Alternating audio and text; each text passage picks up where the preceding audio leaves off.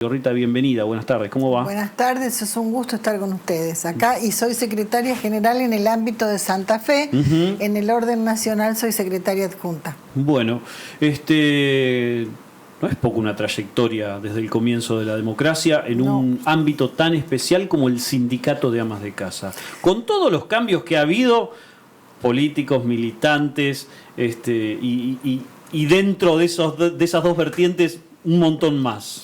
Totalmente, has dado en la tecla.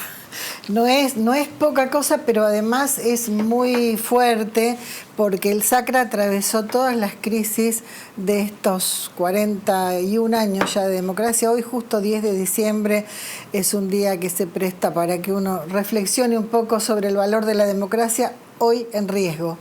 Y la verdad es que nos llena de orgullo. A nosotras cuando surgimos medio como cuando Evita escribió en La razón de mi vida una página que se llama Una idea. Y en esa idea, entre otras párrafos, plantea la necesidad de remunerar el trabajo que cada mujer hace en su casa. ¿Por qué, dice ella? Porque por invisible que sea, no es justo que no se pague. Porque es el trabajo que es imprescindible, es el trabajo que garantiza la patria del mañana, que garantiza que argentinas y argentinos de bien se hagan cargo de nuestra patria y bueno, continúen con su engrandecimiento, etcétera, etcétera. Hoy, trasladado a eso, son las tareas de cuidado, como se las conoce más popularmente. Ese concepto. Es el trabajo doméstico, es la tarea doméstica que cada mujer hacemos en la casa a lo largo de toda la vida. Y bueno, nosotras irrumpimos en su momento como una idea que, bueno, luego fue tan multitudinaria la respuesta que bueno, se fue institucionalizando y se fue organizando y fue tomando la forma de lo que queríamos, de sindicato. Tomando el modelo sindical argentino, de ese sindicato que devuelve servicios, que lucha por derechos y que está junto a cada trabajador y cada trabajadora en la resolución de las necesidades y en la mejora de la calidad de vida y del trabajo. Esa es la idea. Rita, a mí me gustaría que hagamos una rememoración al momento en el que surgió esta institución que tuvo, bueno, una lucha muy grande, de hecho por su estructura, pero también por ser reconocidos por el resto de los sindicatos como uno más. Contanos un poco del contexto, digo, porque hoy es muy distinto hablar de tareas de cuidado cuando hubo, podemos decir, una revolución que han causado las mujeres hace un par de años, particularmente desde el 2015 a esta parte, podemos decir, no es lo que pasaba cuando surgieron el sindicato de las amas de casa. No, para nada. No es eso de decir, acá hay que detenerse un poquito por empezar, el orgullo que significa que las generaciones jóvenes tomen a la problemática del cuidado, primero que hoy está impuesta, segundo que el concepto ama de casa, que te puede gustar o no, pero básicamente es aquella persona que realiza las tareas adentro de su hogar para un grupo, ni siquiera para sí misma, para un grupo, genera, digamos, rentabilidad, etcétera, como ha sido medido recientemente, que si se monetariza es más que la industria y el comercio. Aclarado eso, nosotros por eso nos situamos como defensa de un trabajo y situamos a ese sujeto de derecho, que es el ama de casa, como una trabajadora. Eso nos llevó inmediatamente a relacionarnos con el movimiento obrero y los gremios. Y hemos tenido, a decir verdad, una recepción muy fuerte y muy buena. Al principio, por supuesto, con una semisonrisa de qué era esto de sindicato de amas de casa. Parecía medio absurdo. Es más, cuando llevamos el primer proyecto de ley al Congreso de la Nación, el presidente de la Cámara de Diputados de aquel entonces, el doctor Juan Carlos Pugliese, gran político argentino, lo tomó y dijo, jubilarse las amas de casa, pero si se jubilan los que trabajan. Y sexto, es decir, no se concebía siquiera que pueda tratarse el tema. Pasaron 20 y tantos años después para que venga Néstor Kirchner y con un decreto cambie la vida de más de 2 millones de mujeres. También de varones, pero muchos menos. Con ese decreto que posibilitó. Claro, entonces nosotros tuvimos y tenemos un gran reconocimiento por parte de los compañeros y las compañeras del movimiento obrero organizado. Nos ha costado, al principio nos planteaban, no específicamente y solo de ese sector, sino cómo se va a cobrar ¿quién va a pagar? ¿Cómo puede ser? O nos decían, bueno, no, pero si les pagan se van a quedar esclavizadas siempre con esto. Eran como las problemáticas y los cuestionamientos del momento. Esa rara cuestión de atacar derechos, porque digamos, claro, y nosotros, ¿por qué a algunas personas se les da por atacar derechos? Si te están dando un derecho, claro, lo mejor después es perfeccionarlo, pero no atacarlo de entrada para anularlo, me parece. Exactamente. Nosotros eso es lo que vemos que ocurre en parte hoy con todo el tema del progreso que hubo en relación a las moratorias y a la inclusión fenomenal con sesgo de género, porque han sido las mujeres fundamentalmente las que completaron su historia previsional y se jubilaron, y creo que es lo que hoy se está atacando, y más de una manera abominable, pues se plantea que somos como, las mujeres que se jubilaron con la moratoria son como ciudadanas de segunda, como que hubieran venido a robar algo. Hay un error conceptual en eso también muy común, con el hecho de se jubilan sin aportar. No. El Estado te lo financió. Claro. Te lo financió y luego te lo descontó. Te lo financió como se financian las grandes políticas públicas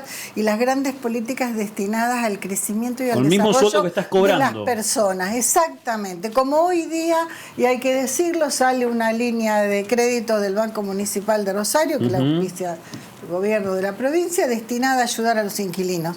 En buena hora y gracias a Dios. Habrá que ver bien cómo es, etcétera, porque es muy nuevo este anuncio, lo escuché esta mañana temprano, pero bienvenidas sean políticas que disponen de recursos para poder facilitar la vida a la gente. Nosotros estamos viviendo un proceso que le están arruinando la vida y desorganizando la vida. Ahora, Rita, también hubo un quiebre en algún momento en esto. Nosotros hablábamos un poquito fuera de aire que luego para las elecciones se pide la base de datos de las amas de casa y ustedes en la presentación decían algo muy importante que a mí me parece que trasciende el ámbito de lo privado para demostrar que la política está en todos los ámbitos desde el lugar en el que nacemos, más en el trabajo que hacen las amas de casa, y ustedes decían, detrás de la pared de mi cocina hay otra mujer que está haciendo lo mismo que yo y que también debe ser reconocida. Digo, hubo un quiebre también en el reconocimiento de la política y hoy un retroceso. Digo, hay un sujeto político que es muy importante y que trasciende el ámbito de la vida privada, que es el ama de casa. Totalmente, totalmente, pero por eso digo, independientemente cómo juega esto de la autopercepción, es decir, en muchos casos el autopercibirse ama de casa es imposible porque se considera que solo te quedas cristalizado en eso. Y no, nosotros lo definimos como si definiéramos un rol laboral. Desde esa perspectiva lo tomamos. Es más, hay corrientes económicas, tanto de un sesgo como de otro, que también toman esta idea de remunerar ese trabajo. Nosotros planteamos que para quienes no comparten con otra tarea que genere ingresos, y se desempeñan haciendo ese rol laboral de ama de casa, debe haber un salario, debe rentarse. En el último censo son 2,5 millones de mujeres las que contestaron eso. No son los 20 y pico de millones de mujeres que hay.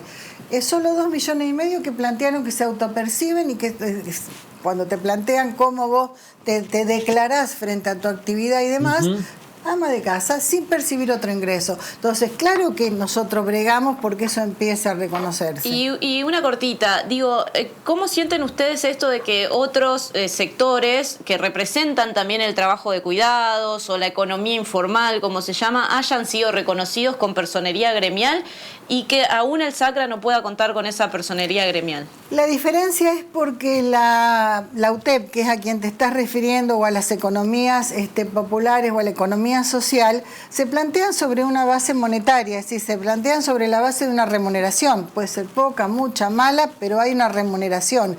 El trabajo de una mujer del umbral de su casa para adentro es lo que el capitalismo denomina plusvalía.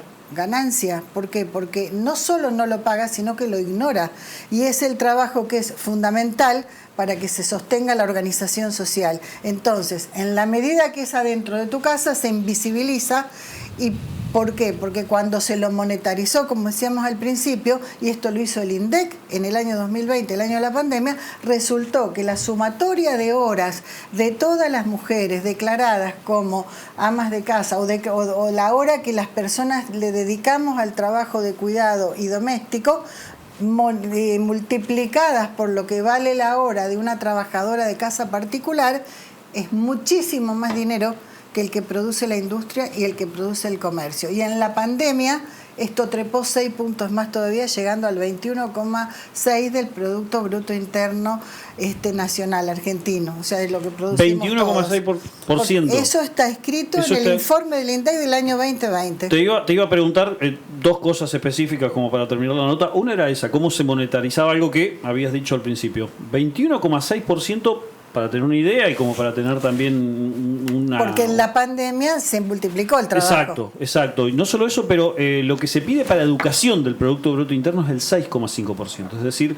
lo que se produce desde el trabajo de las amas de casa es más de 3 veces lo que se pide para presupuesto educativo. Y que ahora es menos. Y lo otro que dijiste al principio de la nota es, hay una democracia que está en riesgo. Para terminar la nota quiero que profundices sobre eso. Bueno, una democracia que está en riesgo porque tenemos pruebas al canto, un nivel importante.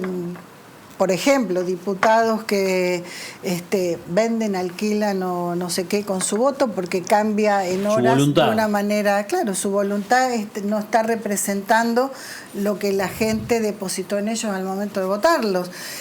Una democracia porque se nos persigue por la protesta, una democracia porque se están matando literalmente a los jubilados con las políticas de ajuste brutal. Este ajuste lo pagamos los jubilados.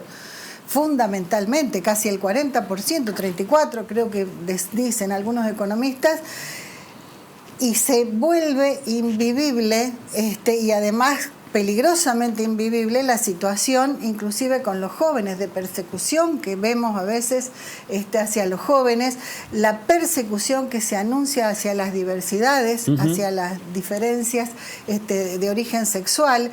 Vemos todo un retroceso vinculado a tumbar las moratorias previsionales, y si las moratorias no se mantienen es imposible que te puedas jubilar.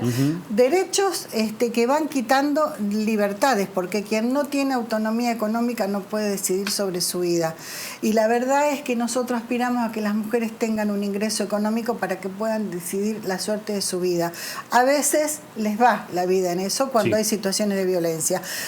Que dicho sea de paso, también está amenazada esa democracia y esa vida por toda la caída de 49 políticas públicas con perspectiva de género. Están vigentes 7.